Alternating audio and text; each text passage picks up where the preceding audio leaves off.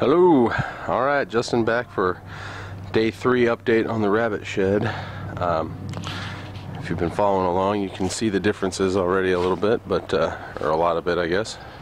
So I'll just take you through and see what's been done since the last video. So the most notable thing, I suppose, is the wall in the back. You can see this just sort of patchwork of braces that I've placed every which way, just trying to make that back wall as stable as possible, because the main uprights are pretty old and a little dry rotted in some spots or whatever. Down at the baseboard there was some moisture damage, so I kind of reinforced some of that with some extra boards and everything, and now it's pretty sturdy now, especially with the wall and back, and then this brace here on the front. So anyway, there's that back wall. I added in a horizontal support here between the two main side uprights or corner uprights. Added a brace between that. It's also connected here in the middle to this middle one to give some stability there. Then I wedged in these boards here and screwed them into place. You can see I had to shimmed them up a bit just to make it nice and tight, and that's screwed to this board behind it. Same over there. I'm going to run a board from here across to here and screw those together, and that's going to give it extra front to back stability. And so then the big difference up front here is that I've gotten rid of all of the vertical supports. There was one right here in the middle, and there was one over here, and then there was that little bench over here. I got rid of the bench. I had a bay of hail sitting on that bench. Bay of hail. Bale of hay. Bale of straw sitting on that bench, and I think there must have been a mouse or something nesting in where it was, kind of, because it looks like there's some moisture, maybe urine damage there. I'm not sure what that was. It looks a little rotted out and chewed up. So this board is not super sturdy. I mean, it's still pretty sturdy, but that spot there is a little weak. So I'm thinking I might add in another stud right here next to it, just to act as extra support. And also down at the bottom here, this whole thing was shifted at some point over time a little bit, and this side was raised up a little bit, so I shimmed some boards and some boards there, and a little moisture barrier there, because there was some dirt on the edge there that's kind of creeping up under and through and whatnot, and so just kind of trying to create a barrier there and give us some extra stability here, especially when the weight of the cages and everything is in here pulling down on these beams, you know. So then what I did here to get rid of those upright supports was I created a beam out of 2x4s here, and what that is it's two 2x4s sandwiched together. I glued them and screwed them together, and then it's turned on end. And what this does is that the board is much sturdier on end like this than it is laying flat. Laying flat like this one up here is, it will bow, just because that's the way the grain of the wood runs, and it's only this thick, whereas this is this thick and the grain is running that way, and so you have that much more strength to keep it from bowing.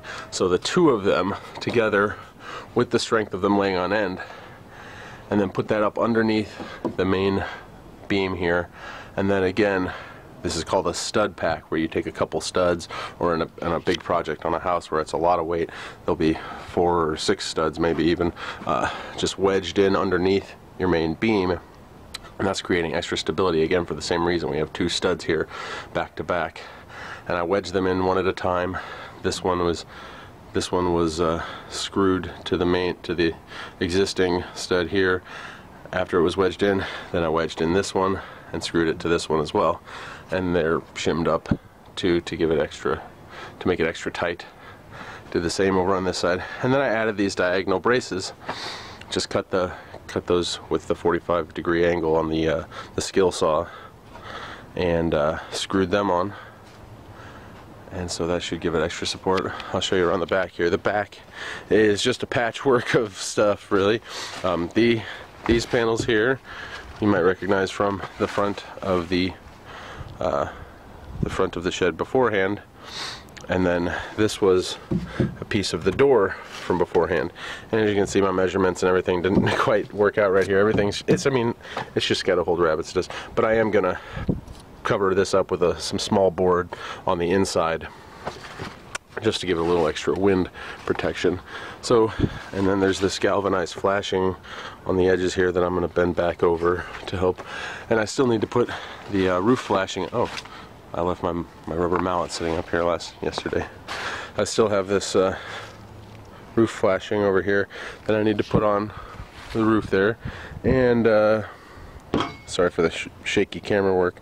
This big piece of plywood here, that's going to be the poo deflectors between the layers of cages. So the cages will be hanging, and then the poo deflector hanging between the cages.